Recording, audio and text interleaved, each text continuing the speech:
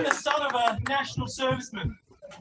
My grandparents fought for this nation, so I know how to fight.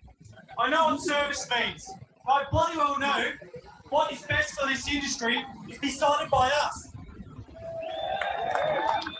We are proud farmers. We work the land. We look after over 55% of this nation. We deserve to be respected.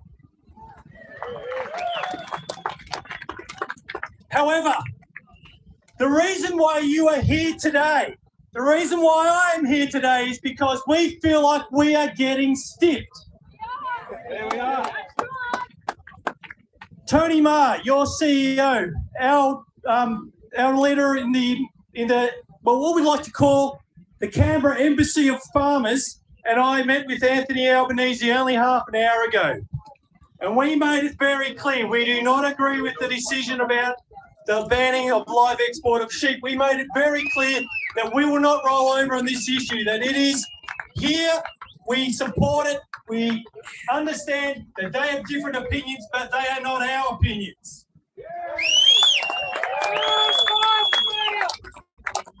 We also made it very clear that any policy that they develop, and when I say they, I mean these people in the house behind us, needs to have their key stakeholder. And you know who that is?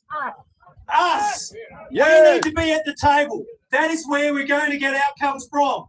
Because like our national anthem says, Advance Australia Fair is exactly what we want. We want to progress this nation, but we want a fair go.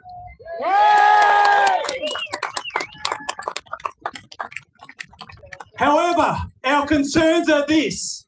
There are alternative voices that are setting the agenda. There are alternative voices that are united against us. And we don't think that they're the ones who should be setting the policy, because we are the interface between the environment and the consumers. The reality is we stand between starvation and prosperity of this nation.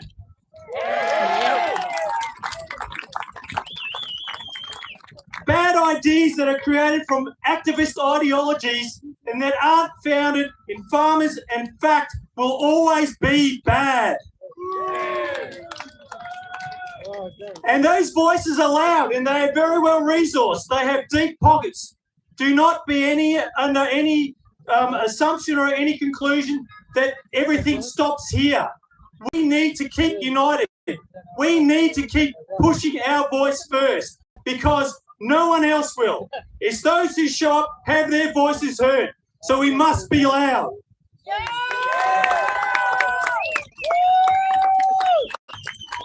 And the message is simple, actually. We hold the solutions to most problems that are out there in agriculture. We are some of the best farmers in the world. Not only do we adopt the best technology, we bloody well create it. So behind us in this grand house, there sits our representatives of every colour, of every corner of the nation. And our message is clear. Talk to us. We know that they're coming up for a job interview next year. That job interview, we all have a part to play. We must hold them accountable to what we need, but not only that, what the nation needs. And to do that, we need to talk to the general public. We need them to know that without us, the country's stuffed. So there's a very simple thing that we have to say. No farmers, no food. No farmers, no food. No farmers, no food. No farmers, no food. It's a simple message. We have to make sure our voice is heard, but more so, we have to be smart. We have to put our policy first, and the only way that can happen is when we get consulted. So for us to have Advance Australia Fair, for us to be united, for us to be team agriculture, we must be strong. We must put our case forward first. We must be united in that position, and that's how we succeed. So for my part of this, I thank each and every one of you for showing up, because those who show up are the ones who set the agenda. Thank you for setting the agenda. Thank you for showing up. Thank you for being heard, and keep farmers farming. Thank you, DJ. Thank you for leading the National Farmers Federation, our representatives here in Canberra. Now, I heard, a little birdie told me that you've already met with the Prime Minister this morning. How was that? So we met with the Prime Minister and we spent most of our time talking about the keep the sheep issue. Once again, to reiterate, we disagree with their policy. It was put forward to us that policy will not change. We disagree that is a bad policy. We do not want to see any more of those policies. In fact, we can prevent a lot of bad policies if they just talk to us. Idealism has no place in facts. Farmers are the key stakeholder. Talk to us is what we said. Thank you very much. It's also quite disappointing that, they couldn't come down here and talk to us themselves. It'd be really nice to hear from them as well. Sorry, guys. Keep farmers farming and no farmers? All right. Thank you so much, DJ.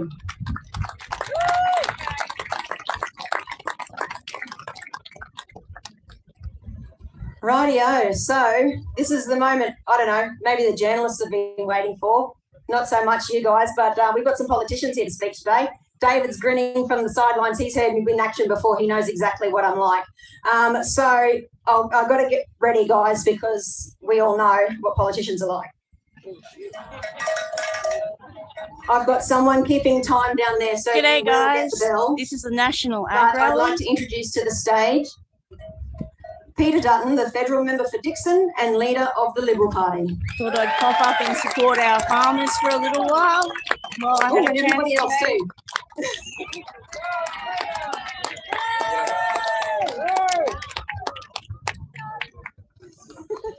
We come with a cast of thousands, so just give us one moment. Give us a shout out if you're from WA. Give us a shout out if you're a farmer and you're worried about your future. Give us a shout out if you've got kids or grandkids who just want to follow a family tradition but can't. I want to give you a shout out today to say welcome to Parliament House. I wanted to be here with the Prime Minister to give you a message to say that we weren't going to destroy your industry, but the Prime Minister can't give you that guarantee. But I'm here instead with David Littleproud and with all of my colleagues, with Matt Moran, with people who care and have come from WA like Michaelia Cash, Rick Wilson and the amazing Melissa Price and all of my colleagues who are here on the stage today, because we have your backs and we've committed to this industry. We've committed to your sector. We want to make sure that there's a bright future for you, for your kids and for your grandkids. I want to thank you all very much. You've come here to Canberra at enormous expense. People have spent literally thousands of dollars and taken days away from earning money. The truck drivers who are here have given an enormous amount and they are sending a clear message.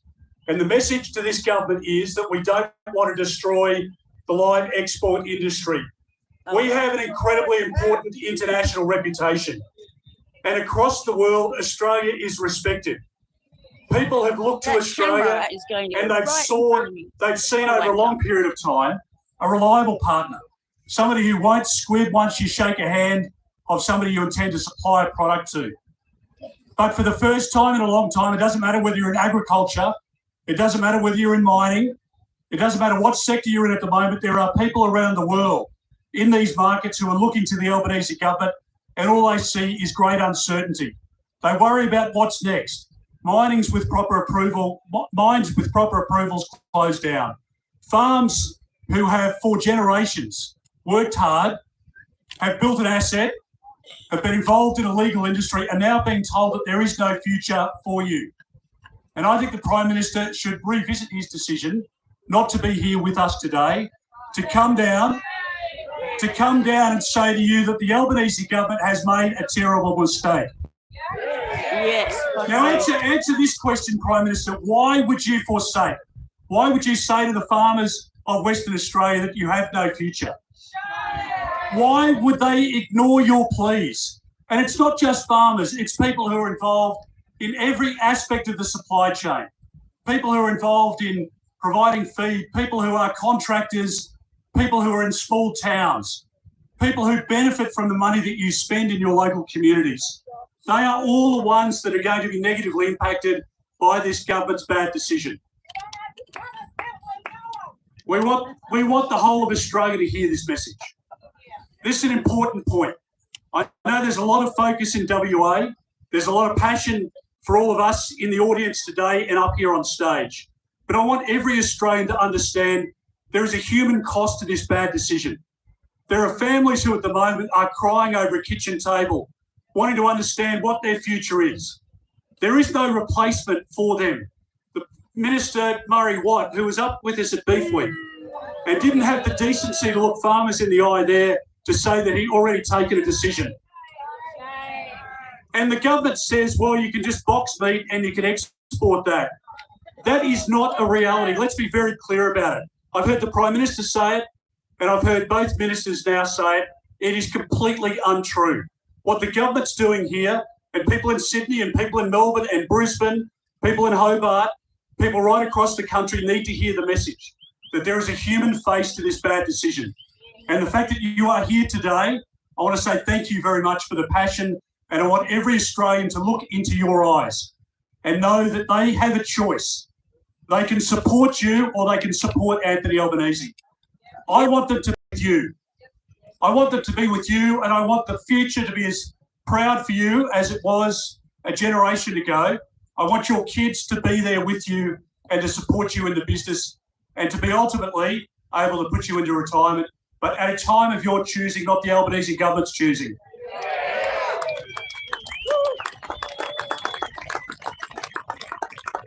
So what we're talking about here is common sense. Is there support for common sense in this audience? The common sense we want is for West Australian farmers to be given a future. We are here as Liberals and Nationals today to send a very clear message to you that we support your today and we support your tomorrow and your future. Thank you for making the effort to be here. We, from the very first moment this announcement was made, committed that we would reverse this bad decision, and I recommit that to you today when we win the next election, and we can do that with your help. Thank you very much and all the very best. Thank you.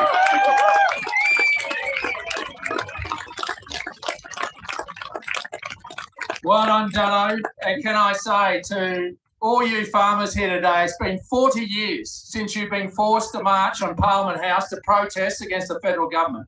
And to those from Western Australia that have come the furthest, those that are taking the most pain out of this government, can I say thank you. You've come with Leah Davies, a good mate of mine, who's led Western Australia before and will help do it again back here in Canberra. Let me say to you all, I'm going to give you a commitment right here today.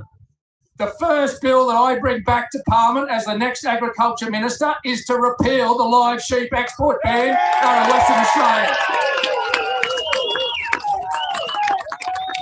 The first international trip I take goes to Qatar, Kuwait, Saudi Arabia and Jordan to show them the respect that we should show our great international trading partners, that we'll give them the food security they deserve and we'll trust them with the best product in the world coming from Western Australia. We're not going to rip off another 450 gigalitres out of the consumptive pool so that your food costs go up and the productive capacity of the East Coast goes away. We're going to return a Murray-Darling Basin plan that shows some common sense and uses science and technology rather than buybacks. That's the commitment we bring to you.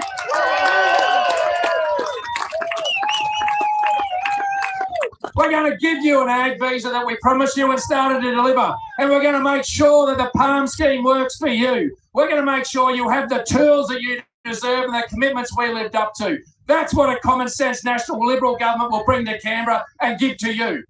I'm going to make sure that there will be no Scope 3 emissions on you having to report to your banks about your emissions profile so that they can actually sit there and tick a box under ESG. We need to get out of your life, not into it. Above all, this is about getting out of your life.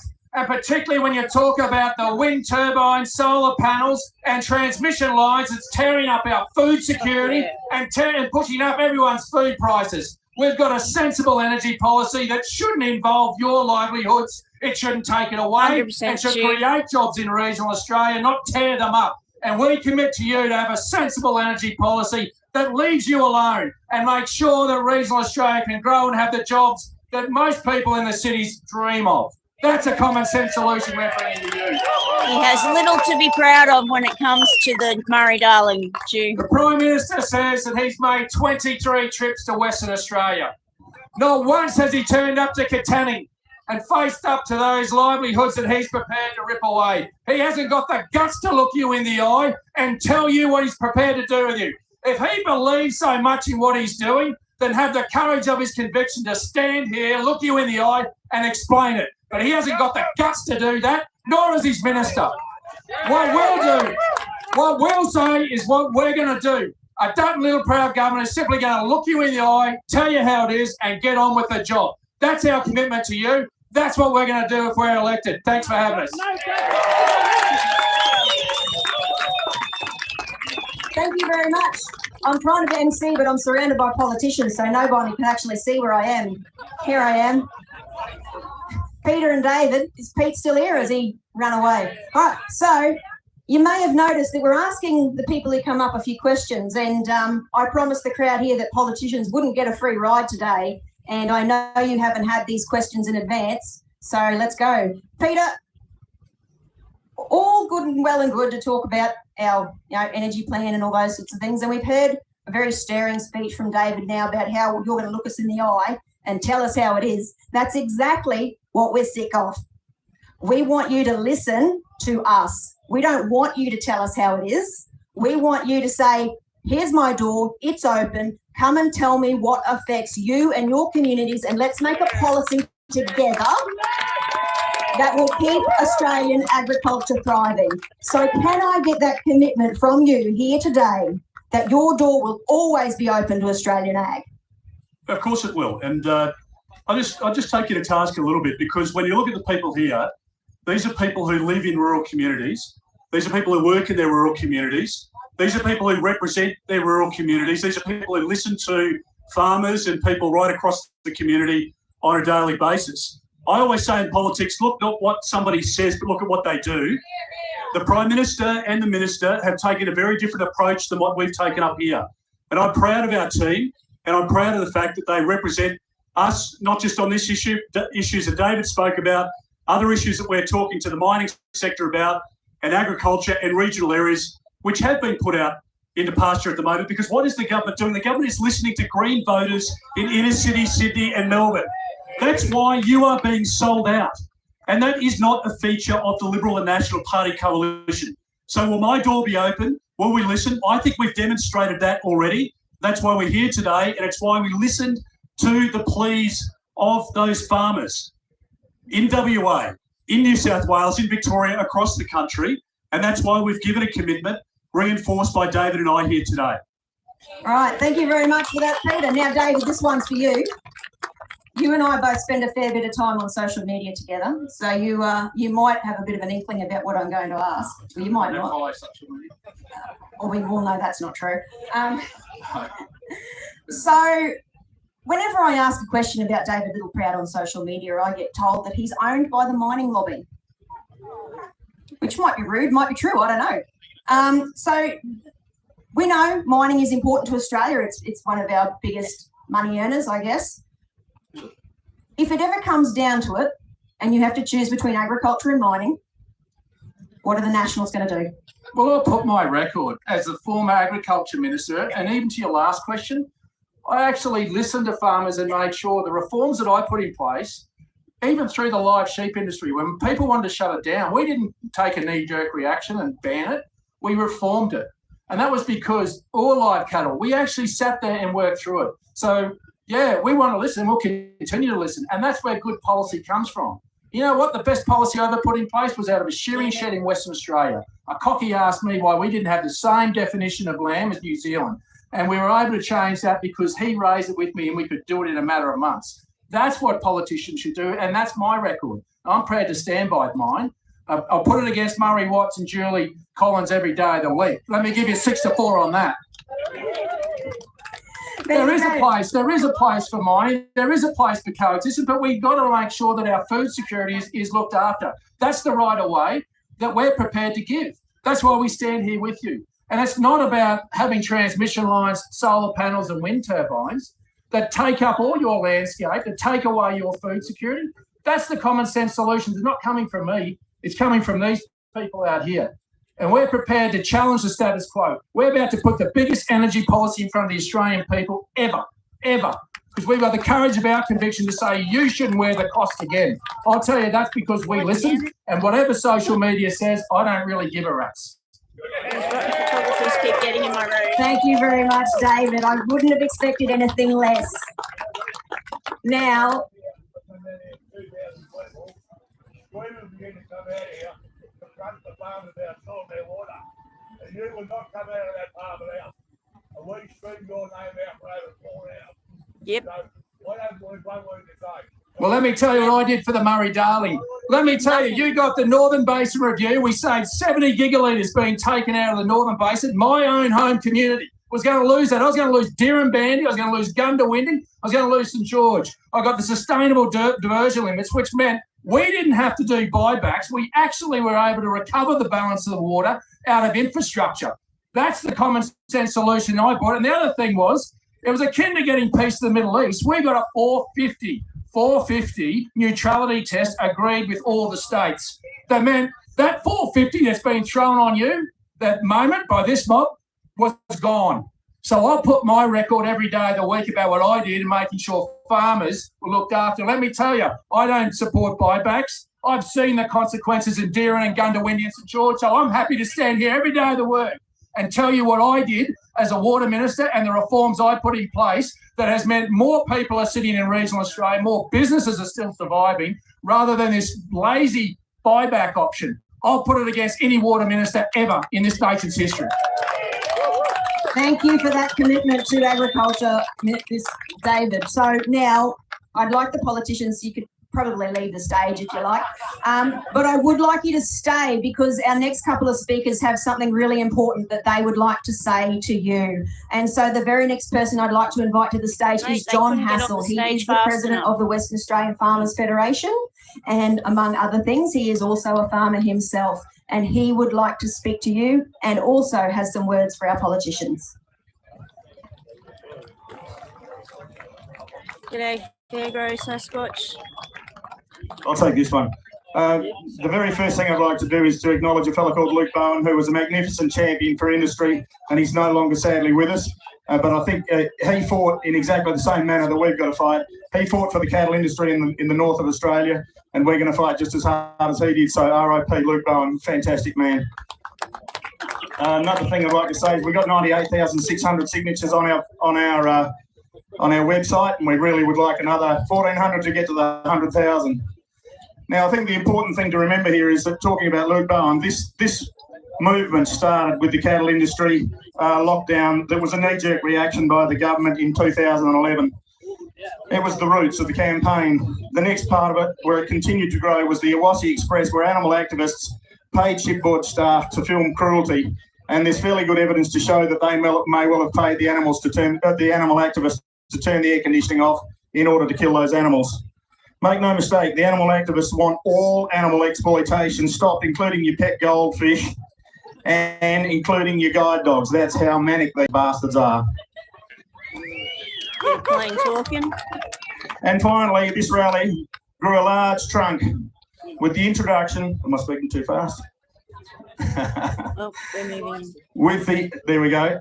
Apologies. So this grew with the introduction of the legislation to ban the live sheep by sea. And Murray Watt deemed this mandate as a mandate with 32% of the primary vote. Now, the first time he got 32% of the primary vote, they didn't get elected. The second time they did. I would say that's not a mandate. The legislation was based on innuendo, activism, emotion, and a filthy little dirty deal with preferences to the Animal Justice Party in order to keep Anthony Albanese and Tanya Plibersek in a seat. It was not based on science. It was not based on evidence. The most amazing thing about this movement, is we have the Shearing Industry Association, the Trucking Association, the Farmers Federation, the Livestock Exporters Council, and even, dare I say it, the Stud Merino Breeders Association, all in the same room, fighting together for our communities. And they're in bed together because it is about communities. It's not about me as a farmer. I'll change my enterprise mix, I'll survive, but my community will not survive. As Benno said, it's about our schools, it's about our footy teams, it's about the businesses in town, it's about our IGAs, and it's about the very survival of our communities. And sadly, I expect 30 to 40 communities in Western Australia will be really savagely affected by this legislation.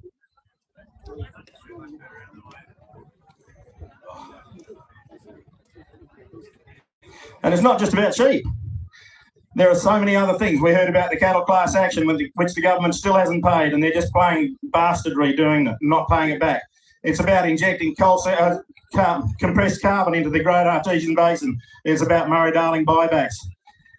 It's about trying to can salmon farming in Tasmania. It's about compulsory acquisition of land for renewables, and it's about fringe benefits tax, all things that are going to kill our regional communities, because I'm damn sure this government does not like, in fact, detests regional communities in regional Australia. And the methodology by which they've used is the thin end of the wedge. They might say, and I'm sure I've heard them say, oh, we're not going to go for cattle. But if this is the methodology that they can use, if they can do a dirty little deal, preference deal with a minor party to get what they want, then they'll do it again. Albanese has shown that he will sell his mother. The Labor industry was founded on the shearing industry, and he sold them down the drain. He has proved that he will do a deal with the devil. The Greens Party wants to introduce a super mining tax of $425 billion. The entire budget for the Australian economy in 2019 was $460 billion. So Adam Bandt wants to double the tax grab from the entirety of Australia, and Albanese looks like he would sell his soul in order to do that, and that's what we'll get.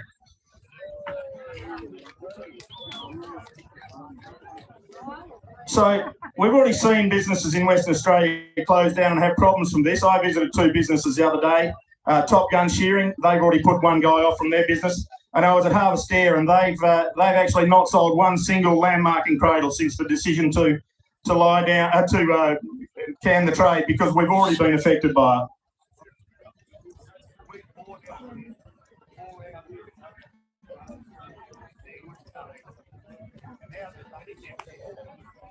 So just to back up that Albanese will do what he doesn't want to do, or says he doesn't want to do. We've had Sophie Stamps, Allegra Spender, Andrew Wilkie and the Greens have all come out and said cattle will be next. So that is a very serious worry for us. It's dangerous, and we simply can't afford that situation. Farmers are fairly resilient people, but the government really has poked the bear too hard. They've created an avalanche of issues against rural Australia, and we're now fighting back against poor policy adoption. We've been accused of being party political. Make no mistake, if the Conservative side of politics makes legislation based on innuendo, emotion and activism and dirty little deals with minor parties, and not on science and evidence, we'll fight back against them as well.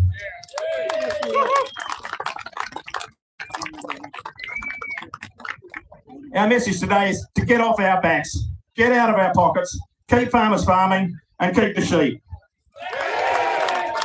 Just before you run off, Guys, I'll show you and I think this is something that really concerns everybody here in the crowd, because what is agriculture if not a huge, massive community? keepthesheep.com.au if It's you a want to small go world. sign We all their know each other, petition. or we know their uncle or their granddad or their auntie because we went to ag college together, or we met them at a rodeo one time, or we saw them at a field day.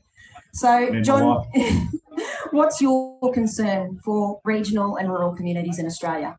Well, as I said to Lynn, I think there's 30 or 40 communities in southwest of Western Australia which will be devastatingly affected, and I think that's the biggest concern, and that'll happen right across Australia if other industries are attacked. And it's not just agriculture, it's mining, all primary industries, and I think that's a very major concern for anybody in those communities and the businesses that are there. You know, we want regional Australia to prosper, and the government just keeps loading people into the cities. It just doesn't work out for either the cities, and it doesn't work out for us. Get off our backs, let us prosper, and let us get on with the job. Yeah. What do you say, everyone? What do you say? All right, no worries. Now, the next bloke I'm going to introduce is a mate of mine. Jesus, Tony frightened the blood Jesus out of me then.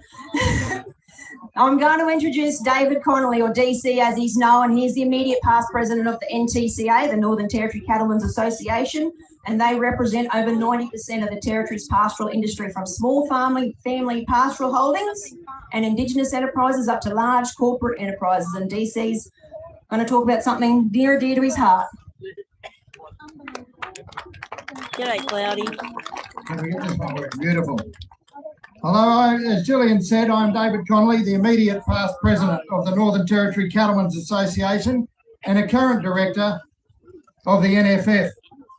Thank you to the organisers of this rally for the opportunity to speak here today.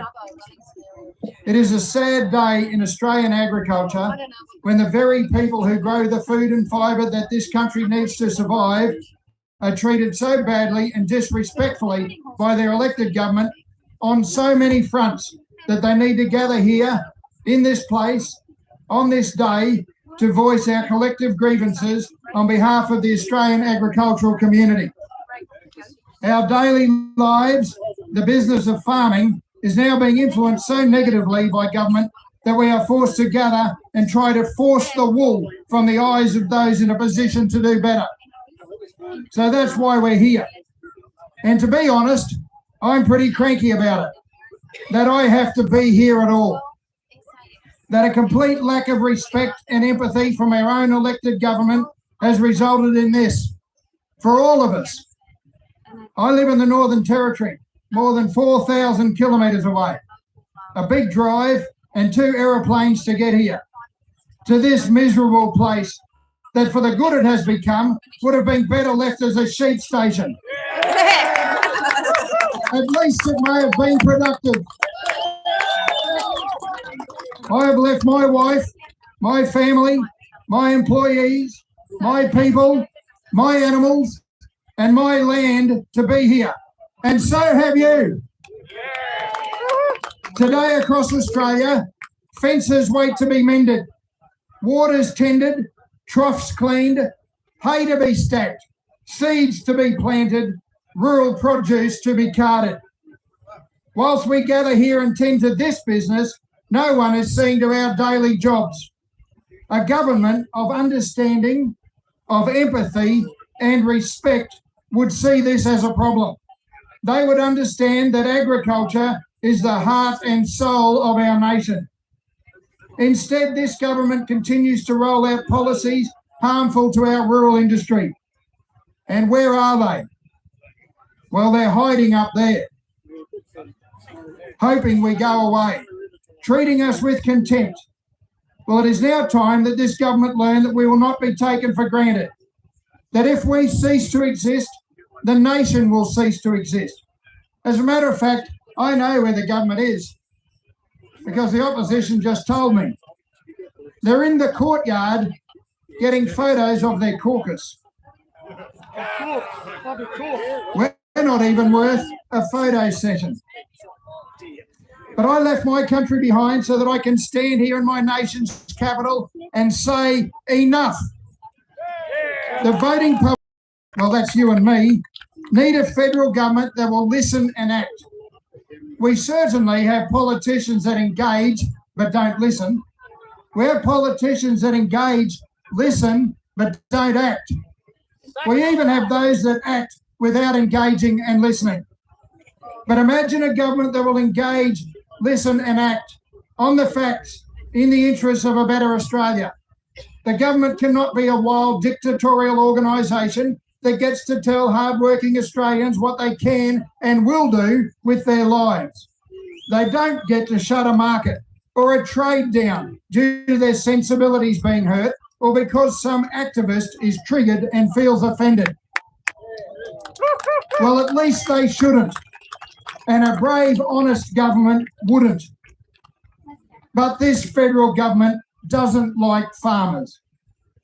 How can we have patience for people that live off the product of farmers, but clearly can't stand farmers? Farmers trade in clear, independent, common sense traits that are a worry to this government, that appears to be run by unions and green activists and is now deeply embedded in identity politics. This government is deeply disrespectful to the very constituents it pretends to govern for. You have to look no further than the ongoing disrespect paid to our industry than the live export cattle class action.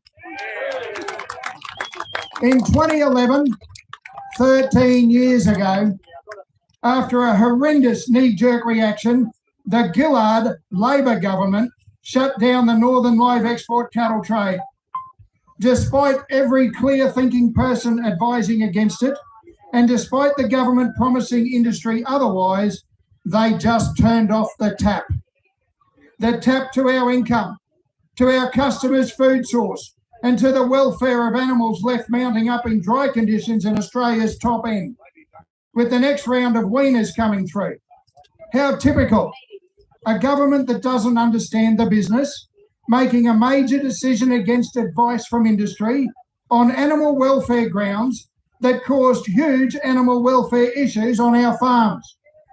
Does this sound familiar? Having tried every imaginable way to resolve the situation, the northern cattle industry took the unique action of taking the federal government to court. 9 years later, in 2020, the Federal Court of Australia found that the ban enforced by the government was an illegal action and ordered the government to pay compensation to all the class members. The lead applicants of the class action received their fair compensation quickly, but since then the other claimants have become embroiled in a political football that's being kicked back and forth with no settlement. Every dirty little stunt that could be used by the government solicitor's office has been run out onto the field. This is still the case today. Despite the cattle industry genuinely attempting to close the action, genuinely trying to limit the cost to Australian taxpayers, and genuinely trying to give the industry and those that suffered unimaginable loss the closure they deserve. We, of course, received a lowball offer from government designed to give a front, not closure. By the time costs and interests are taken out of the dismal offer, there won't be enough for a cold cup of tea and a corned meat sandwich. People have been waiting 13 years for this compensation. Cattlemen have gone broke, others have died, and some have taken their own lives as a result of this disgraceful and illegal action taken by the federal government. I have come 4,000 kilometres to say to this government, enough.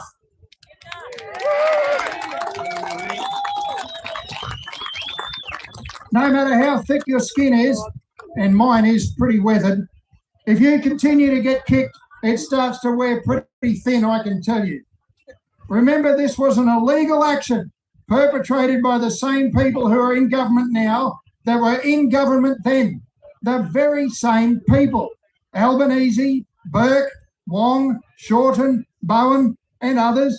They were ministers in 2011 and they are all ministers now. The same people. So what does that tell us? This compensation needs to be completed. The government need to stop kicking this can down the road and continuing the hurt and disrespect that goes along with it. Of course, you would not be blamed for thinking the government does not want to settle their court-ordered compensation.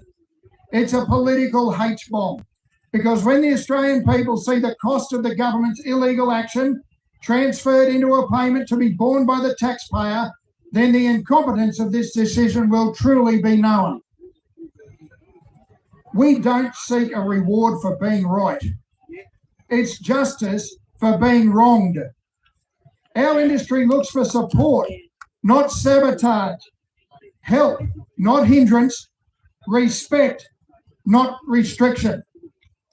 I ask Mr. Dutton and Mr. Littleproud to finish this action, to come to agreement on the compensation within the first 100 days of this new government that's being issued in by the Australian people.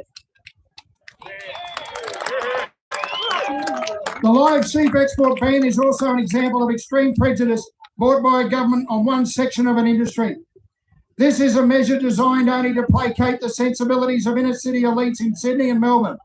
The ban has little to do with sheep and welfare, but more about the culture of disrespect from this government. And the NTCA, a cattlemen's association, was the first association to speak publicly about the pending sheep ban 2 years ago. One that says it is okay to close down the lawful income streams of law-abiding citizens of the bush. Not a decision based on a skerrick of fact, but based on some seedy backroom promise to an inner-city electorate and the activist organisation that this government panders to, so as to remain in power. This is a decision of politics, not reason or fact or economics, all based on science and completely lacking in empathy and respect for the people's livelihoods, their homes, their families, and the communities that they will destroy. The decision to ban the live sheep trade is a rural community killing decision and is being brought about by the same people that caused the grief in the cattle market in 2011. What have they learned? After losing the live export class action, this government should know better. Anthony Albanese lied when elected in saying that no matter how you voted, the government he led would respect all the people every day. He was lying then and he continues to lie to rural Australia to this day. The actions of this government on this declared ban is about power and about votes. It is a grubby little sordid business. It is time to change the idea that government can oppress an industry on a whim. The days of government overreach must be brought to an end. It is time now to say enough. Enough. Our land is our home. It is where our family lives. It is where we raise our children and look after our animals. This government is attacking us in our homes, and we do not have the opportunity to disconnect. Rural Australia breeds a strong and resilient people, sun-hardened and proud, forged by fire and flood and drought. So yes, we have great challenges, but we also have great people and a great industry, one that is worth fighting for. So thank you all for being here and reminding this government and all Australians that farmers work hard each and every day to have your back. It is time now for them all to have yours. Thank you very much, DC. I almost had to get the bell out, but he was on such a roll there, I couldn't bring myself to ring it. I'm glad you didn't ring the bell. Yeah, the live X industry and the NT cattlemen have been waiting, and Western Australian cattlemen have been waiting a long time for justice, and it's about time it was done. And so I think it's really important that you sent that message to not only the current government, but also the opposition, that we expect something to happen as soon as we possibly can. Now, you spoke a lot about the impact it has on the communities, and you've come a long way, nearly as, a fair way, nearly as far as Western Australian guys. How rare is it for the NT cattlemen to stand shoulder to shoulder with the sheep guys, seeing as there's not a lot of sheep kicking around in the territory? Well, we like the taste of them as a break-off beef. And but look, we started talking about this issue 2 years ago. Thankfully, due to our excellent CEO of the NTCA, Will Evans, who's over here, and a quiet fellow and doesn't share the limelight. But Will said this is an issue that's going to affect so many people, because we saw it in 2011, and it really did affect people, and it closed communities. It had a monstrous effect on on the community in the Northern Territory, and we know it's going to have a monstrous effect on you. And some people took their own lives because they couldn't dig themselves out of the well that they were in, and we're still seeing the effects of that. And we're heading off to a memorial service next week that no one can convince me that it hasn't been caused by the actions that happened in 2011. Yeah. That's why we've travelled a long way to come here and speak to you. And we really thank the organisers, Paul and others, and John, for allowing us to have the microphone here today. Thanks so much, David. Really appreciate you travelling here today. Now, we've got a couple of late additions to the lineup. The lady who is about to come out and speak today, I'm sure she is very well known and easily recognisable. How could you miss her? She is such a style queen. I would like to welcome Pauline Hanson to the stage.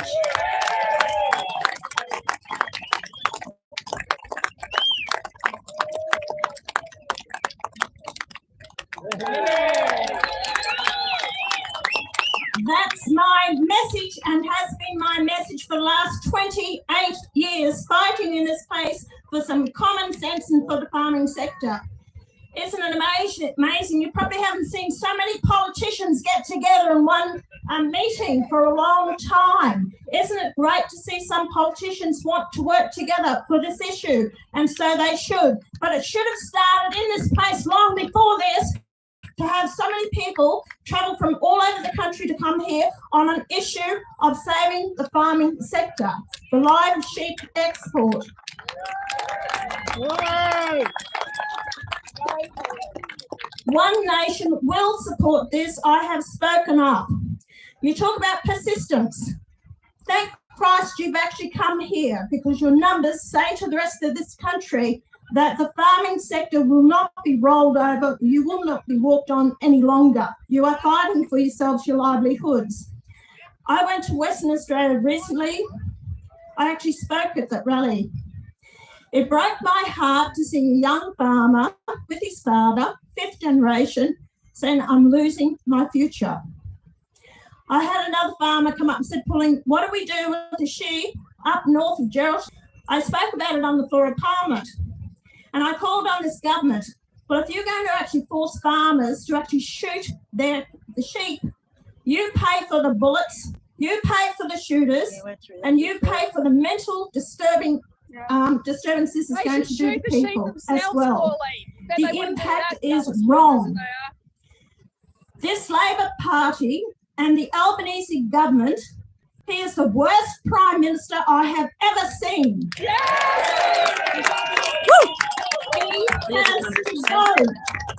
We need change ASAP. We need new politicians.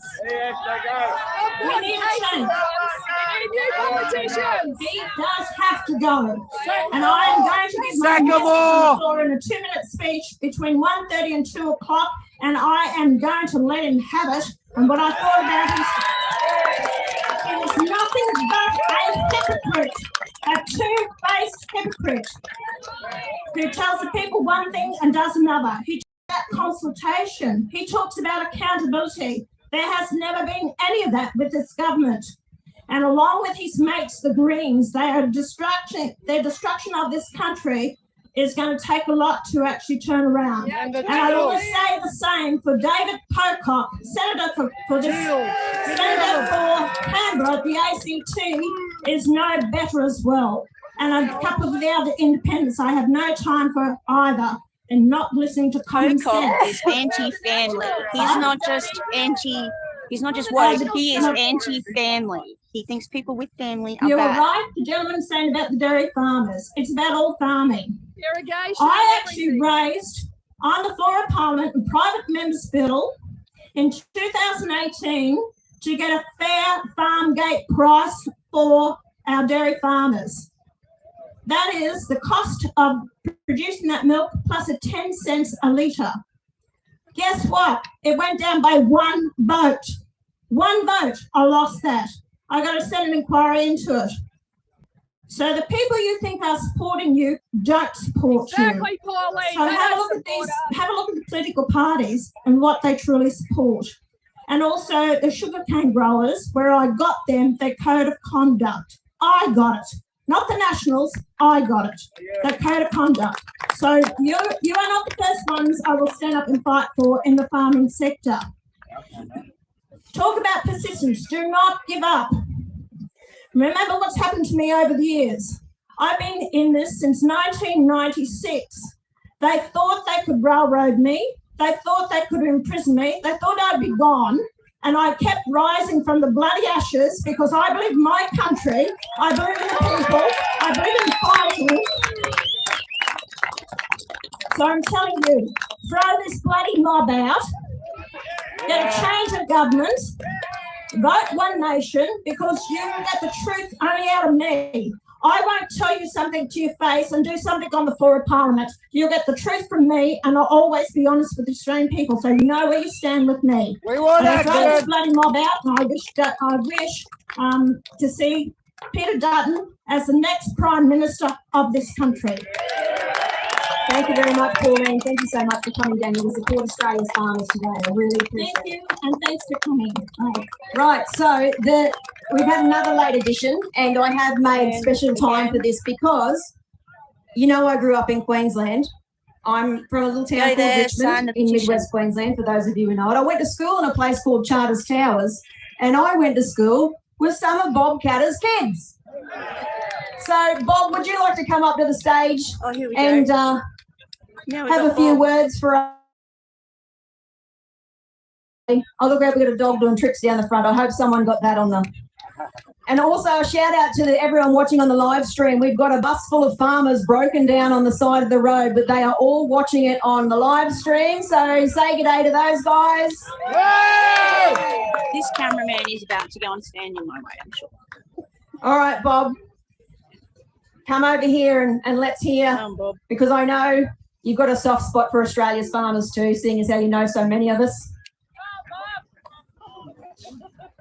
Yeah, look, I refuse to speak today because I just simply couldn't stand on this dais with the politicians, and I exclude Pauline Hanson from those remarks. You know, honestly, I just couldn't stand here. I mean, the deputy leader of the coalition, Susan Ley, moved for the abolition of the live animal market from Australia, and she's sitting there as number 2. And you got the hypocrisy of standing up here. But there I go. See, I'm going on politics too. I just want to say to you, I come from an area that had 3.5 million sheep, my old state electorate. I doubt whether we got 100,000 sheep. Thank you, Mr. Keating, for abolishing our statutory marketing. Oh, we believe in free markets. Well, no other country on earth believes in free markets. In fact, the last time I looked, the average support for farmers throughout the world was 47%, except if you lived in Australia, where it was 6%. So what? We're 30 or 40% better than all the farmers in the world, are we? Well, no, we're not. So the sheep industry, the biggest income earner for this nation for 200 years, was utterly destroyed by the government. And that was the Labor government, Mr. Keating, right? Now, I represent the sugar industry, the 4th biggest industry in Australia. Is that right? 6th biggest industry in Australia. It used to be the 4th. We're going down. So they deregulated us. Every single one of the 26 sugar mills was owned by the farmers. You took away their right to arbitration. Every Australian, and I'm a good trade union man, and a lot of you won't like that, and I believe in arbitration. But if it's good enough for the employees, it should be good enough for the farmers. We've only got 2 people to sell food to in this country, Woolworths and Coles. And Andrew G's here from Orange, God bless you, Andrew, because he's one of the only people that stood up against Woolworths and Coles in the parliament. I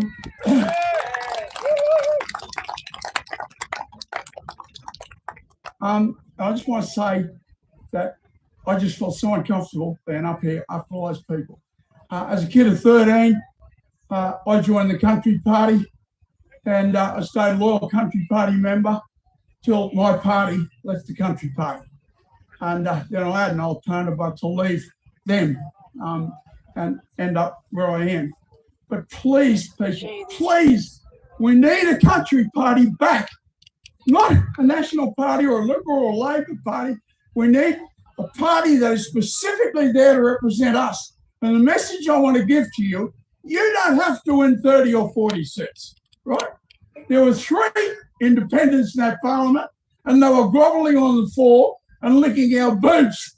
All you need is half a dozen seats to have the balance of power. And we had it, and we used it.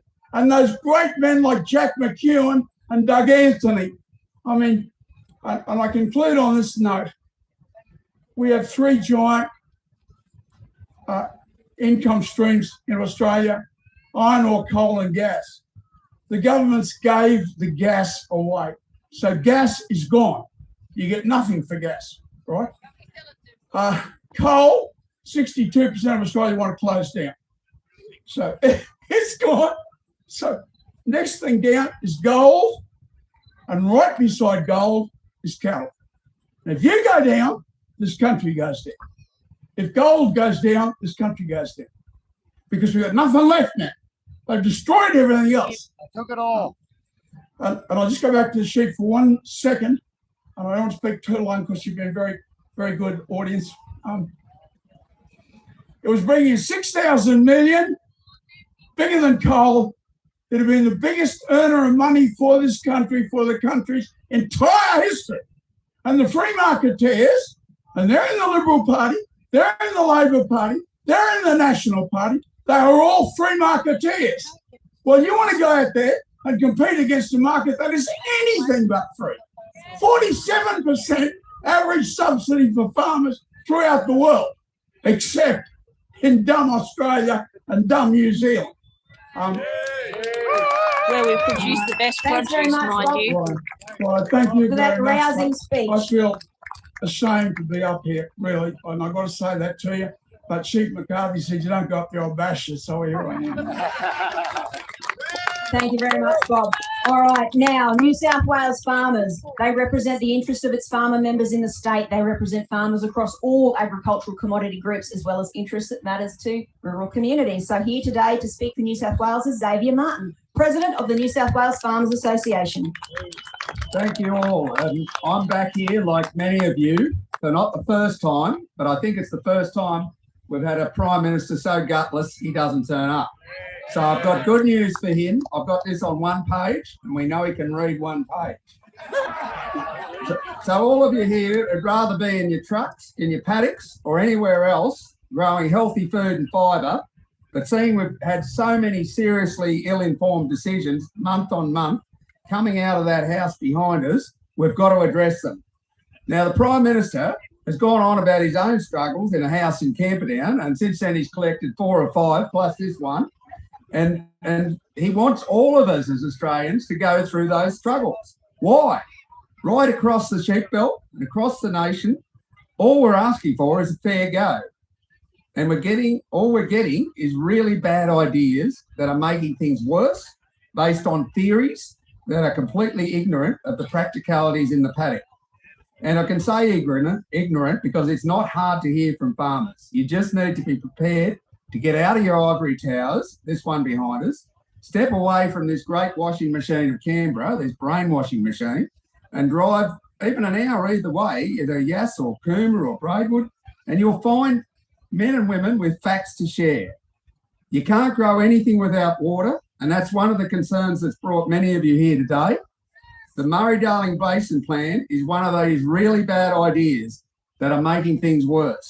Madly modelled in the Millennium Drought, this plan has done little but caused crippling pain within our once healthy basin communities, with a wave of further damage on its way.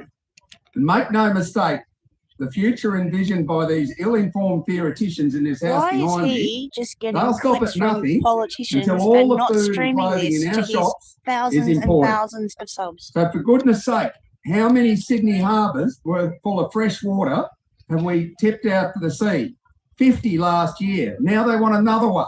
So that's another 10 million people go hungry somewhere in the world. They're just turning the tap off to the bush. And it's not only the water, it's our farmland too. Since our forebears rallied in front of the other house, we've lost 15% of our agricultural land. Many of you here today have stories to tell about transmission lines, solar factories, and wind complexes that are taking away your ability to farm on the land. The reckless rush of renewables continues, and it's at a real cost to productivity. There's no such thing as a good plan for reckless renewables. Undergrounding transmission lines is all around us in projects. It's a worst kept secret, I think. There's multiple projects, including their connection lines that are underground. Why can't we do this for HumeLink? We should be a smart nation.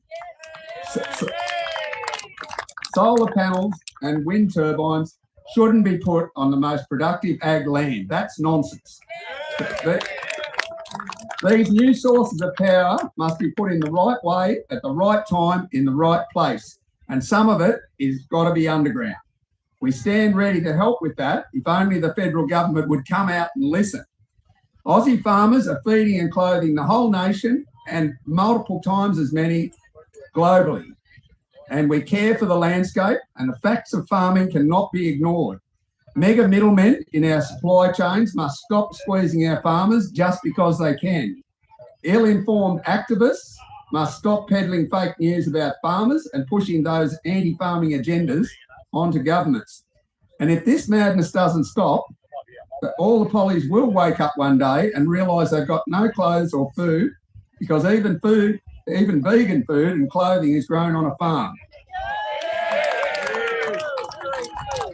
Farmer or truckie or whoever today, wherever you're from, together we stand in solidarity for a fair go for our nation, beyond the traffic lights. And if our government doesn't listen, Prime Minister Albanese, we'll be back. If you don't want to come and listen, then we'll come back to you. We'll bring our sheep, our tractors and our trucks until you come out and listen. Let's ship sheep. Thank you very much, Xavier. Now, I've got one question for you. Well, it's not actually a question for you because it's from young farmers. What do young farmers want? Because unfortunately, they're all at home doing all the work, so you old guys can come here today. So what do young farmers want? Yeah, Gillian, I've heard it loud and clear the last 12 months and particularly the last couple of weeks. Young farmers are completely over the tax-advantaged foreign interests that are outbidding them for water and land every week. They're paying their taxes, just like all the rest of us, 30% young farmers, and then all these other tax-advantaged units are just coming in and tearing our society apart. So that's what young men and women that want to be farmers are saying to me. Thank you. And we've got a young farmer here in the background with his sign. Hold it up, mate. Show everyone what you're here for today. There's a young A big voice. shout out for probably the youngest farmer in the rally today. Now, this is how small the agricultural world is. The next bloke I'm about to introduce you to, I had no idea who he was, but it turns out he went to boarding school with my brother. So here is Shane McCarthy, who is going to be the president-elect of AgForce, which is the farmer representative body, or one of the farmer representative bodies in Queensland. Thanks, Gillian. Contrary to popular belief, I do come from the best little town in northwest Queensland, Gillian, not Richmond. Anyway, look, I'm here today from northwest Queensland. I've travelled down from the deep north to share a few insights with you. Just a little west of here, under the ground, there lies a natural wonder of the world. A wonder that ensures rural communities in small towns like mine survive and given a chance to thrive. This wonder ensures that we can drink, wash, bathe and swim. It waters countless animals. It's known as the saviour of the inland. It's the Great Artesian Basin. And they're killing it. Yep. Due to the urgency and potential dire consequences, AgForce felt its members were backed into a corner. We decided to take the matter to the federal court and found ourselves facing the might of the federal government arm in arm with an international mining giant. Well, they held our feet to the fire, but we didn't blink. And that forced the Queensland government to introduce legislation to protect the Artesian Basin in Queensland. But let me tell you, the fight is not over yet. We need to protect the greatest freshwater resource we have in Australia, the lifeblood of inland Australia, and protect those food-producing communities, towns and families. We need the Environment Minister to stand strong for agriculture. When resources companies come to take that water that we use for food, fibre and families. We need governments of all persuasions to stand with us and not beside us with international mining giants when it comes to protecting the Great Artesian Basin.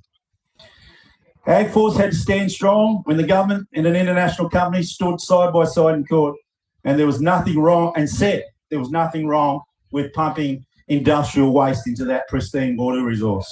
I've been in there, they're doing it. Hell no, not on our watch, not ever. We can't allow this to happen.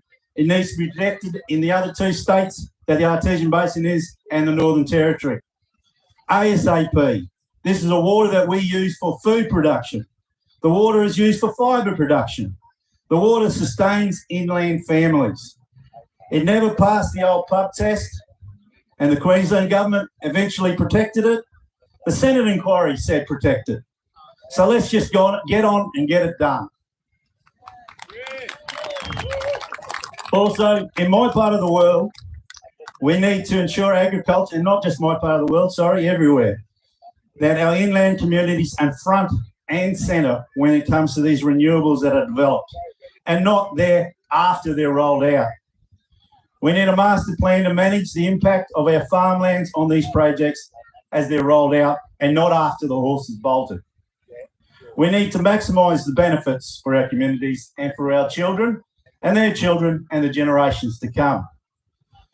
Farmers need to be included in the planning of these energy projects, whether it's renewables, whether it's transmission lines, or whether it's nuclear. The very generations to come that will continue to produce food and fibre for our great nation. To ensure food security, both domestically and in our region, farmers need to be included early on. Since the start, we've ensured that Australians do not go hungry, and we've ensured our neighbours do not go hungry. By ensuring farmers have a say in the planning and the productivity of this nation, we'll ensure food security and affordability for the future.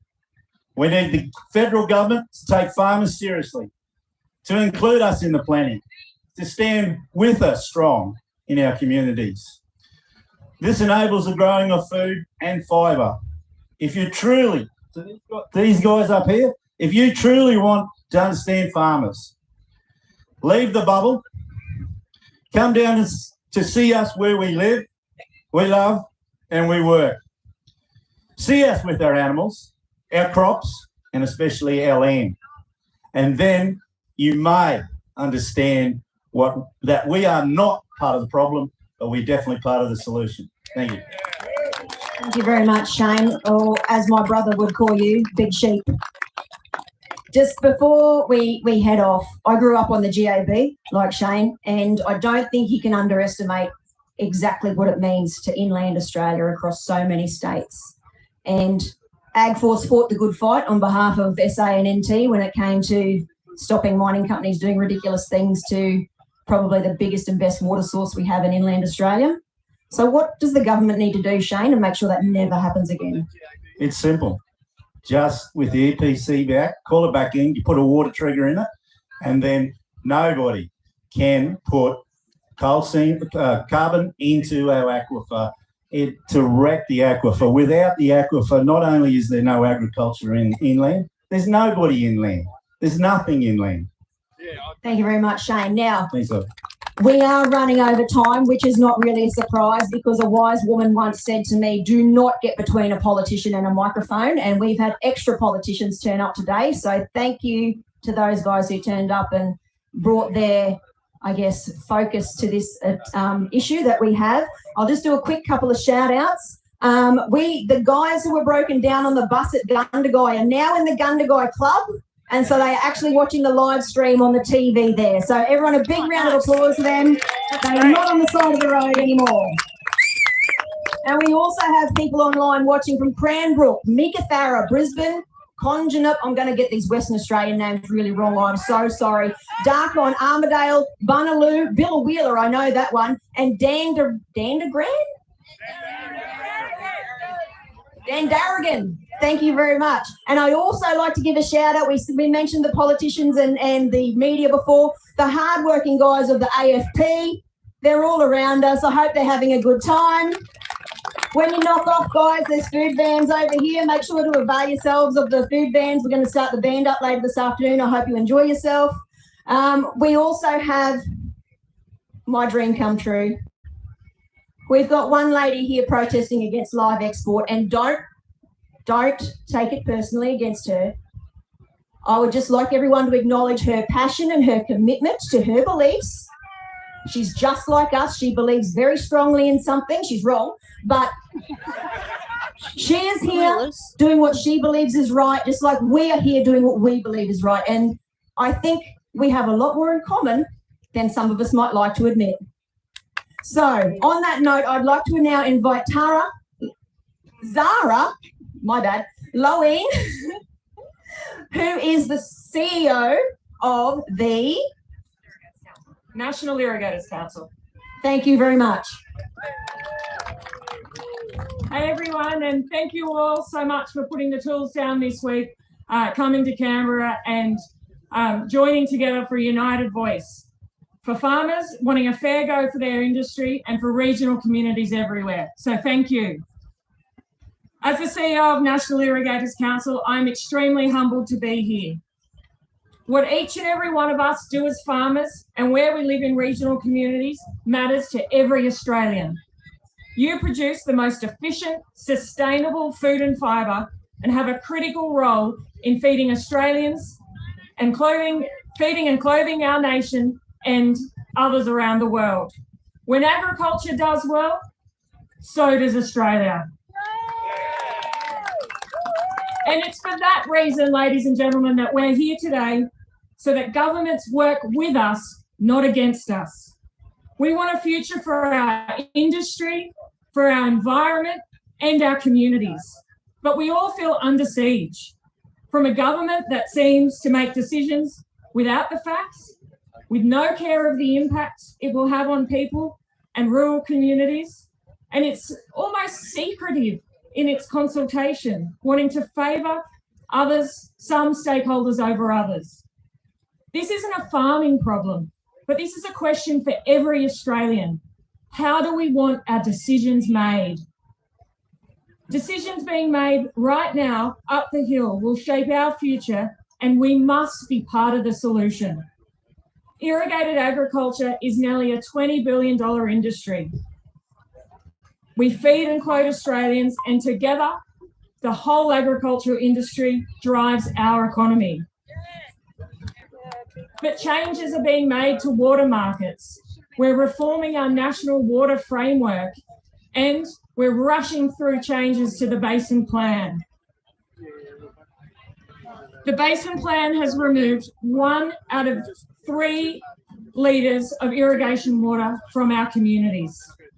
That means that on average, 72% of the flows are for the environment, not for farming. That's made change. But the key reason for the plan of over-allocation, well, we're running 23% on average below that limit. We have stepped up to the challenge, but it's come at a cost.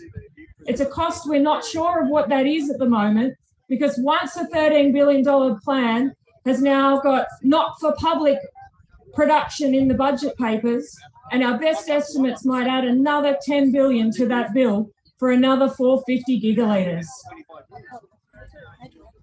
Every megalitre that comes out of our communities costs that community, its jobs, its services, and it impacts. Those impacts go right chain, which means that this is an issue for every Australian who wants to go to the supermarket and buy the most efficient and most sustainable food produced. Food will cost more under these plans to keep driving up water prices. I, like so many of you, have witnessed these impacts firsthand in my community. And it was why, when the minister stood up there in the House and promised that buybacks would not be the first tool or the only tool to complete the Basin Plan, and that no community would be left behind, I thought that we could strike a deal for balance and change. But the government broke that promise and went straight into buybacks, with the first of 3 about to finish up in the next few weeks. And in making that announcement, she said she had considered the social and economic impacts for that for those communities. But in fact, the government report said that the communities targeted were specifically the most some of the communities target were the most highly vulnerable in those regions. Why do those communities not matter? I say all communities matter. We need a government with the courage to move away from fixed targets and volumes, and one that has people and outcomes at the centre, not politics. We want a government that doesn't use fake images to scare Australians into supporting their plan. Rather than just buying water, we must invest directly in the measures that are having problems in our rivers. We can do non-water options, but this government has elected only to take water from farmers. We need decision makers to get out of Canberra so that we can sit down on the riverbank and solve the problems that we are seeing in our communities together. I know once we include everyone as part of the discussion, from there we'll get win-win solutions. And only then maybe will we can have a shared vision for the basin. One where my children, your children, and future generations can have a healthy working basin, but they also have a healthy, vibrant community with jobs and careers they love and people to share it with. This isn't about us. It isn't about farmers. It's about the future of our communities going forward. Well done. I know we can have a future where agriculture, the environment works together. We just have to be part of the solution. I thank every one of you for your gift of coming here to Canberra and spending time with us today, for helping bring a united voice, seeking simple change from our elected leaders. I don't think what we're asking for is rocket science. We want their decisions to be fair, reasonable, and informed. And we want them to be courageous, to work with us, not against us. Thank you, and we can all make a difference together. So please keep farmers farming and keep our communities thriving. Thank you, Zara. I got your name right that time. So to make it really simple for everyone here today, and especially for our friends in the press who might be listening, what's the one thing that will fix the Murray-Darling Basin? Well, I kind of alluded to it a little bit in the speech, but I think I want to see an investment directly in our rivers that can make the change. The things that are causing the politicians, the political pressure, whether it's native fish populations, fish getting trapped in our rivers, they're getting trapped in both wet seasons and dry seasons. And so they can invest in fish passage and in fish screening, things that we call non-flow complementary measures. They could do that right now. Instead of ads, they could invest in those things and we could see real change that complements the water that they have purchased. They don't need more, they just need to be better with what they've got. Thank you very much. So I think the message that we're hearing loud and clear today to fix a lot of these problems is that the government needs to put their money where their mouth is.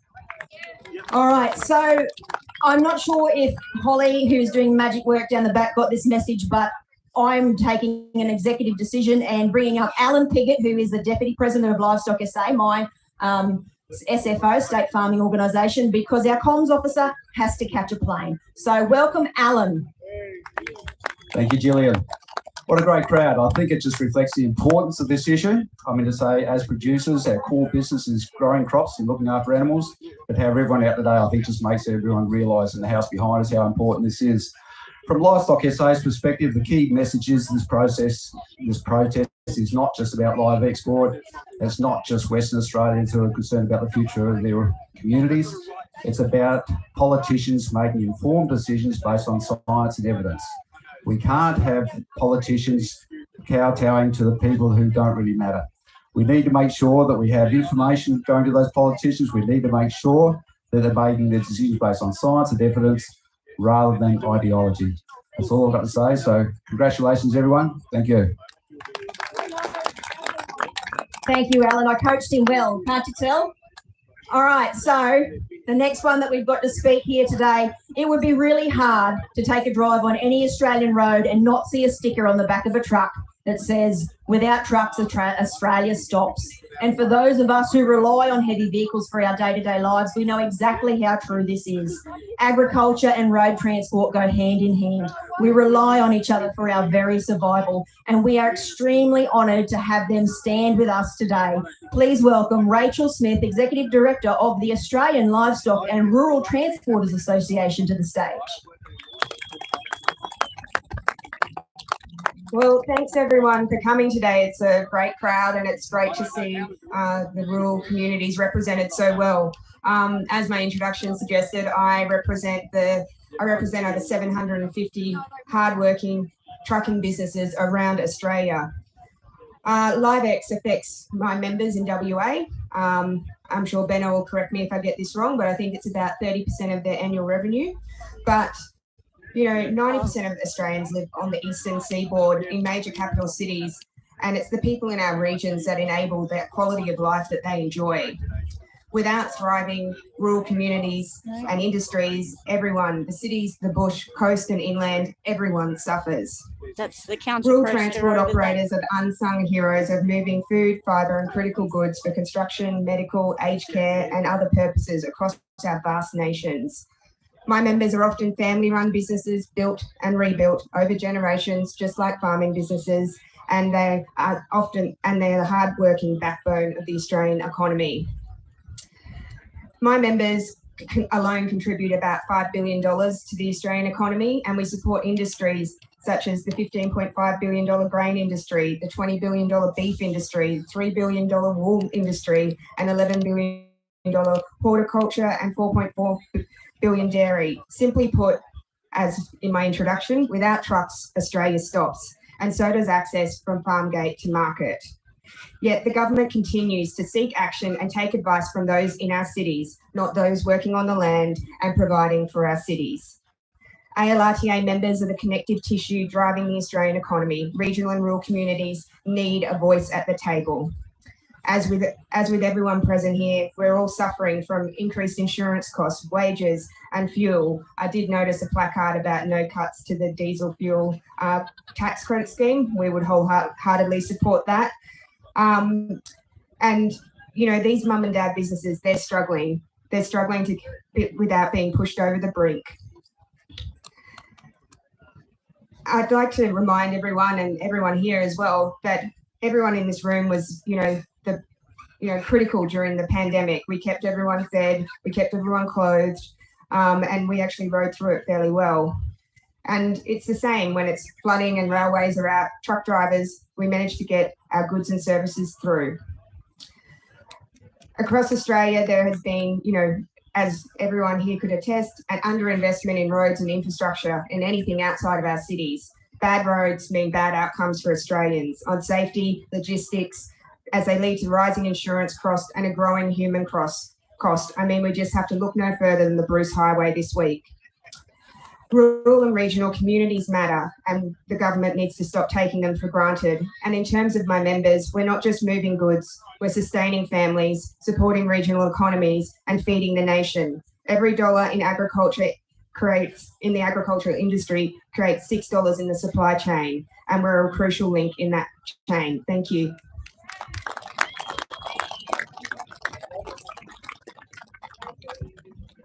Rachel, I have to ask everyone a question, to keep the crowd engaged, but I only have one real question for you.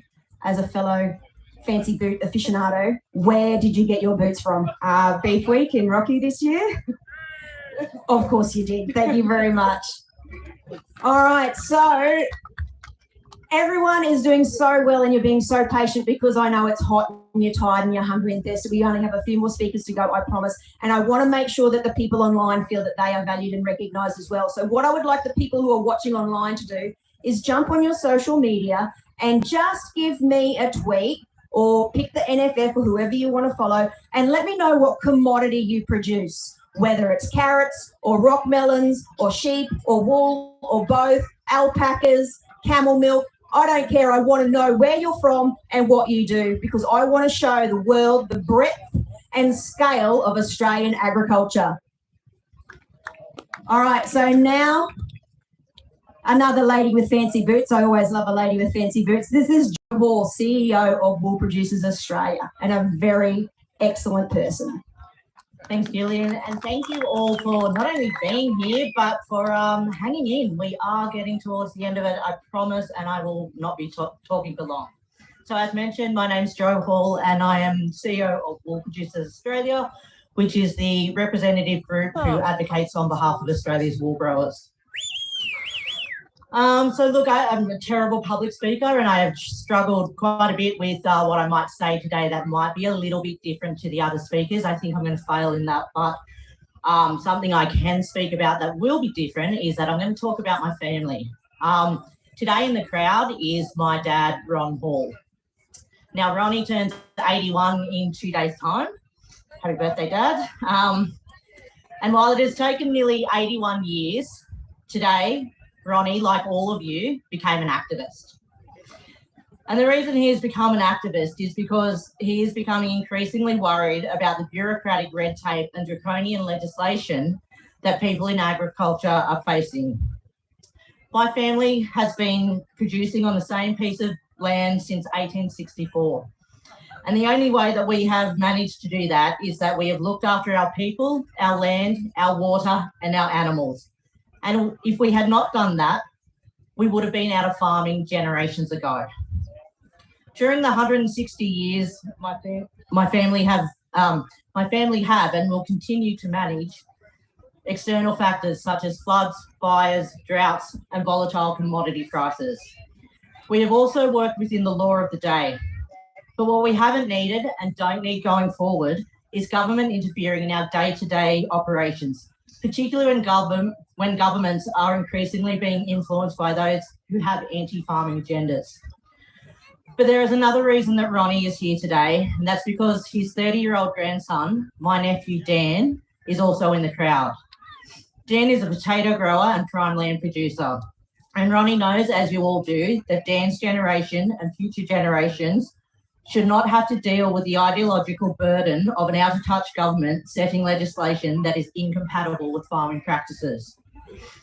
Policies and legislation that are set today will have ramifications for years to come, and that is why we all need to push back.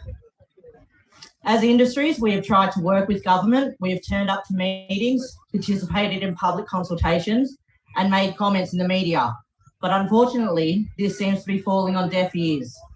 We are here today because we are frustrated. We are here to raise our concerns about an increasing trend of anti-farming activists having a disproportionate say in how we do our business. Basically, we are employing activist tactics in the hope of being listened to, just like those other activists who want to shut us down seem to be afforded. We are here to appeal to those decision makers to at the very least work with us and not against us when it comes to making decisions that directly impact us. At the end of the day, industry, government, and the community all have the same goal, and that is for us to look after our natural and human resources and to care for our animals so that we can continue to do what we do best, which is to produce world-leading food and fibre. We know that we can uphold our end of the bargain, but we are starting to lose faith in government, in parliamentarians keeping their end of the deal, as governments seem to be listening to those with non-industry experience and in some cases to those who want to shut us down completely. Not only do we have to be offered a seat at the table to have our voices heard, but we must have a guarantee from government that our expertise and our lived experience is weighted more highly than those who don't know one end of a sheet from the other. Surely that is not too much to ask. Thank you again for making the effort to be here today. I know that you've given up a lot of time and travelled long distances to be here. Obviously, you all understand that there is too much at stake to just leave it to others. And by being here, you have done your bit to fight back, made your voice heard, and played your part. All of it, agriculture thanks you. Thank you, Jo. Now, what I'd really like to do, because you told me early on this morning that Ronnie and Dan didn't know you were going to talk about them today. So where are Ronnie and Dan? Put your hands up, guys. Oh, of course, right there in the front, videoing, Artie. And where's Ronnie? He won't crack a lay. So if anyone does know him, there he is. He's being pointed out. Because we talk a lot about communities, but we also, farming is about our families. Many of us are generational. I hope my kids can continue to do what I do. And Jo, this live export ban, what's that going to do to the families of wool producers in Australia? Well, particularly in the West, we're already seeing an immediate and tangible impact from this decision. We've seen Western Australian producers lose confidence in the industry, which will have a flow-on effect to regional communities and other businesses. It is poor policy based on ideology, and we simply cannot afford that. We need our governments to be making decisions based on science and evidence. Currently, the Western Australian sheep flock is about 12.3 million, forecast to drop down to 9 million next year and down to 7 million the year after. So we are watching the decimation of the Western Australian sheep flock in real time. Thank you so much. And I do hope that everyone takes the time, especially those guys in that big house up there, take the time to listen and learn about the impact that they're having on our farming families of Australia. Now, I would really like to welcome Paul McLaughlin from Melons Australia to the stage. Thank you. Yeah, I'm Paul McLaughlin. I'm a watermelon farmer from the centre of Australia. We turn the desert into a watermelon farm, produces 9,000 to 10,000 tonne of melons a year. And I'm a fourth generation farmer. My great-grandfather came out in 1891. If anyone knows much of the history, 1891 was a shearer strike in Barcaldine. And he arrived in Barcaldine in 1891. And so, yeah, it's ironic that there's a shearer strike and I'm here today because of the sheep export. But I just came down because I'm passionate about farming.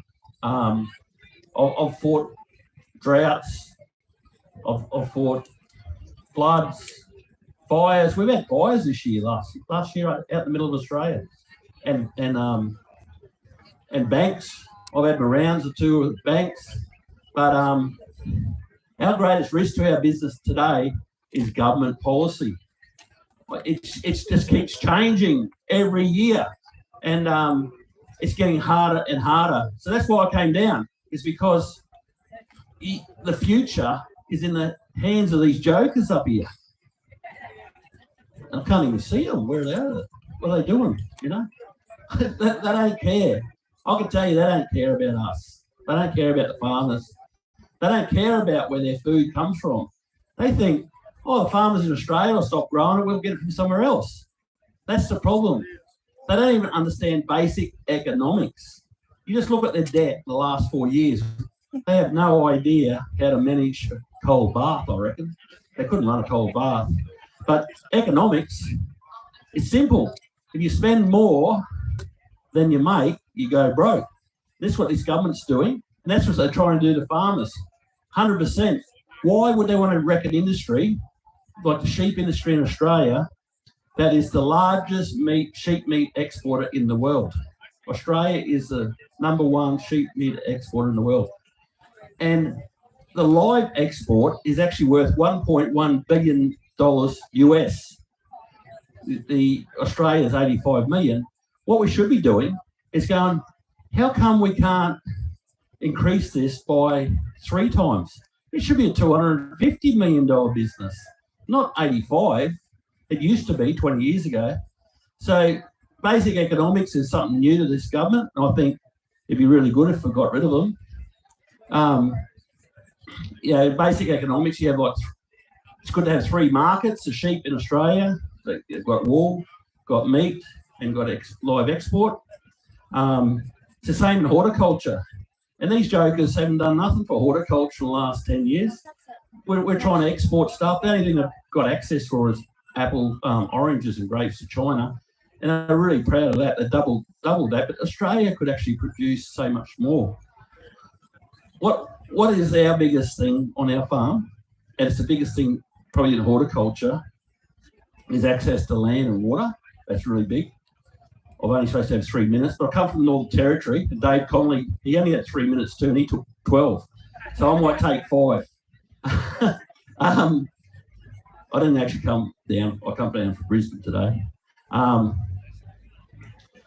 So we need access to export markets for horticulture, but our workforce, 50% of horticulture expenses is actually labour, and the policies just keep changing year on year. What we need with the working holiday visa, like backpacker visa. They're trying to stop that. But I'll wind her up right here, mate. What we need is a harvest working visa so that people can come into this country for 9 months a year. But my biggest thing is food security. This is my final one. The food security. I just come back from America. I sat there and talked to government and farmers. They're saying in 10 years' time, 50% of America's fresh food will be imported. And I can see that happening in Australia. If Australia keeps going down the road it is now, that we'll be eating we won't have a choice. We'll be eating limp Mexican asparagus, tasteless garlic, and what I call poo berries, these feces berries. That's what we've got to look forward to unless government starts listening to us with policies. Thank you. Thank you very much, Paul. Now, just before you duck off, I'd just like to ask, it might be a bit of a controversial question for some in the crowd here, but what do you think about foreign ownership of land and water? Yeah, no. We're all foreign, so. Good point. Very good point. But realistically, what is actually happening in Australia, and most people would know this here, is what they did 20 years ago. They separated land and water. And that enabled foreign investment to take control of water and land. And this is a problem. What's happened is our land and water has gone up so much that the future of Australian farmers is at risk. And it's the corporations, the superannuation funds from, I don't care, I'll say it, but the superannuation funds from Canada probably singly have pushed the land prices up in Australia, where it's unaffordable now for Australian farmers. This is like a major issue. What I'd like to propose, if David Littleproud was here, I don't know if he's still here, but anyway, someone might whisper in his ear. But what we need to go back to is what it was back in probably the 70s, I reckon, where if a foreign ownership is not all bad, but if they were only limited to 50% ownership of land and water, would be a good thing. That would enable family farms to scale up and buy out neighbouring farms by bringing an outside investor in to buy. That's what I'd like to see. Thank you very much. Now, you might have seen this bloke tap me on the shoulder a few times today. My marvellous runner, Paul. So he's been desperate for a go at the microphone, so I'll hand it over to him. Thanks, Gillo. Everyone give a hand out for Gillo. What a wonderful MC. Come on, let's go. Come on, get it up. Well done, Gillo. Fantastic. Chucked in the deep end at the last minute, so she's done a fantastic job, and there's a lot of herding of cats to do. Now, I'm one of the coordinators of the Keep the Sheep campaign. We've been running our campaign from WA over here, and we've got everyone on board, but it can't be done without our team. And I'd just like to invite all of our team up on stage, and also our boss, David Galvin, who is also the chair of the Australian Live Exporters Council. So Keep the Sheep campaign, boys, up here, and girls.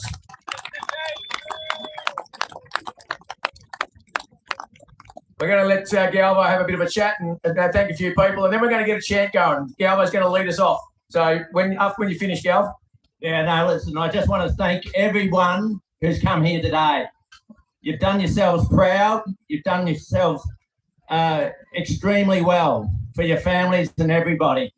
Just thank you, and thank you. You've just done a great job. Be proud of what you've done today, the truckies, the cheerers, everybody involved. Thank you from the bottom of our hearts. Good on you and well done. Just want to say a couple of thanks to some people. Paul Brown, he's been up here all day, but he's been here, basically for 2 weeks, organising this and getting it done. Well done, Paul.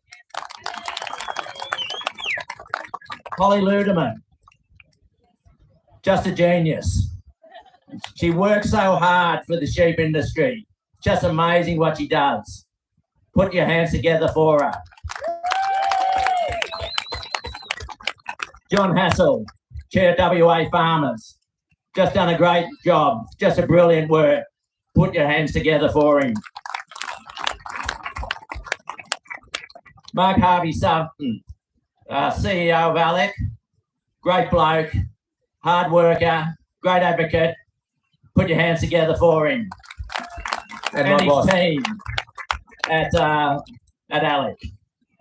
Benno, what can we say? We don't want to hand the microphone to him, can't get it off him. But he's a champion. Well done, mate. Excellent. Well done, Benno. Larger than life. The N and F team. Tony, DJ, thanks, mate. You've just done a great job. You put it all together, helped with us. Well done. Put your hands together for them. Last protest I saw that Tony at, he was calling Last the but not farmers least, thugs. Gillian, where's Gillian? Gillian, come up here. Thank you very, very, very much. Two-faced wanker. Well done. Extremely well done. Good on you. Much appreciated. Now, Galvo, what I'm going to get the Queen of Live Export and the Queen of the Chant, the Keep the Sheep Chant. If you've seen a bit of our online stuff, Holly does it better than anybody. So get fired up. She's going to get you in a nice big chant and we'll finish this off in a rah-rah. Some people might be sick of this, and I'm sorry. Now, West Australians, you know what I'm going to do, so you might have to bring the others along. So what do we want? Keep the sheep. For our farmers. Keep the sheep. For our truckies. Keep the sheep. For our shearers.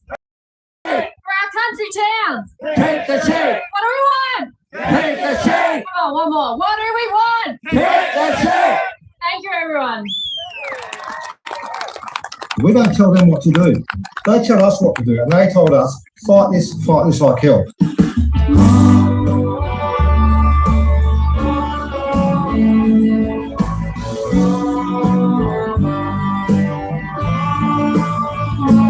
And our hashtag is keep the sheep. Keep the sheep. Keep the sheep. Keep the sheep. Keep the sheep. Keep the sheep. Keep the sheep. Keep the sheep. Let's keep the sheep. Keep the sheep. Keep the sheep. Keep the sheep. Keep the sheep. Keep the sheep. Keep the sheep. Keep the sheep. Keep the sheep. Keep the sheep, mate.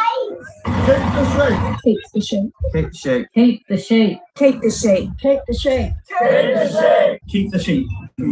Keep the sheep. Keep the sheep. Keep the sheep. Keep the sheep. Keep the sheep. Keep the sheep. Can I get your sign? Keep the sheep. Keep the sheep. Keep the sheep. Remember, people, Keep the sheep. Keep the sheep. that's why we're here today. Keep the sheep. Keep the sheep. Keep the sheep. Keep the sheep. You go, people. It's Benno here. Keep the sheep. Rightio. You thought you'd seen the last of me, but you haven't. I've got one last thing to ask of you as a crowd. You have been amazing. Your passion, your commitment has been incredible. Now, we just want to add a little bit more to the media impact that we're having today. So if I could get you all back in here, if you've got a placard, I would like you to hold it up. Anyone who spoke today, I would like you to come back up to the stage because we're going to get more photos, more videos, because we are about to enter into an election and we need to make sure that the farmers of Australia are not forgotten. Here we get this young chappo. Oh. Beautiful. Sorry. Hop on down the front of the stage. Anyone who spoke, if you come and stand that's a here, good idea. and we're going to take the photo from up here, Beautiful. and we're going to look down there, and it's going to be awesome. Thank you, Xavier. You've got your placards. Well done. I love it. Who's got the best sign? Who has the best sign here? I think I saw one before, a succulent Chinese meal. Where is that? Where he is? I know him. He was on Father Wants a Wife. Excellent. Look at that. That is something to be proud of, guys. You are incredible. You have been an awesome crowd. Now, while I have everybody's undivided attention, you might be wondering what's next. And I can tell you that the fight for farmers has just begun and the NFF would love for you to join us. So I'm going to remind everyone here of my favourite saying. If you choose not to participate, you forfeit your right to complain. So make sure you have signed petitions. You've joined your state farming organisation. You've joined your Peak Industry Council. When they send you an email, read it, respond. If you don't let your voices be heard, other people will make decisions for you and you might not like them. I would also give everyone here a mission to go out and make some friends from a completely different way of life to you. because they are the people who don't understand what we do. You need to send a helping hand and a friendly hand to those who live in the cities and eat the food we produce and understand what concerns them, and together we can find a solution. And one final message for the politicians. I hope they're listening, but it's going to be live streamed anyway. An election is coming up, so my message to them is lead, follow, or get out of the way. Yeah. All right, on three, I want you to wave your signs, okay? 1, 2, 3.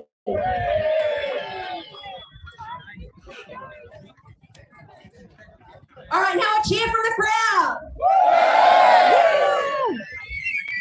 What's the best food van? Who's eating where? Is there a lamb van over there?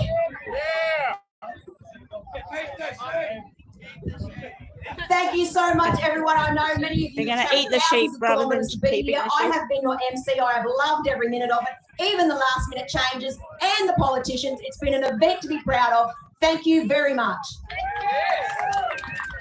Oh, I haven't finished. Here's Sam and Sam. I told you to follow them on Instagram before. They've also been on TV and have worked with some of the biggest acts in Australian music history, including Olivia Newton-John, if you didn't know that. So they are going to serenade us. Are we taking requests, boys? We certainly are. What about karaoke? Who can get up and blast a tune? You got to start. Where's Ben? He's a muso. Have you got your turntables, Ben? Excellent. Thanks, lads. Thank you. All right, that's me about. Thanks, everyone. You hung in there. That was a big day. I'll have to go back and do, important event. Something and earn some money. We're going to sing some songs. It's a bit of a celebration that you're all here together. Make sure you mingle, stick around, grab some food, grab some drinks, and we'll hopefully entertain you. We might wander off now that they've finished the speeches.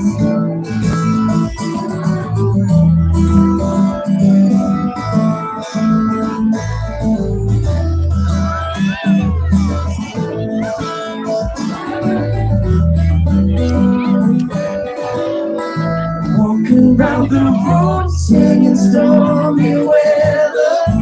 There we go. 57 mountains in the street. It's the same, but everything's different. You can fight the sleep, but not the dream. Things ain't the way my kitchen. Strange fiction was sure to be. All right. Well, thank you for anyone who joined me. And the Roman Empire, do you remember? Couldn't conquer the if you feel up to it, go to the Keep the Sheep website and sign their petition. They're nearly at 100,000, so. There's a small boat made in China. It's going nowhere but mental peace. And to Allah. So I actually grew up on a massive sheep station, and then moved on to a cattle station. So I understand all the issues they're talking about, and I understand the danger the government poses to their way of life.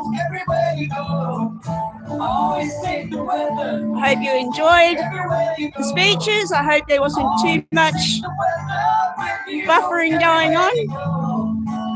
And enjoy the rest of your day.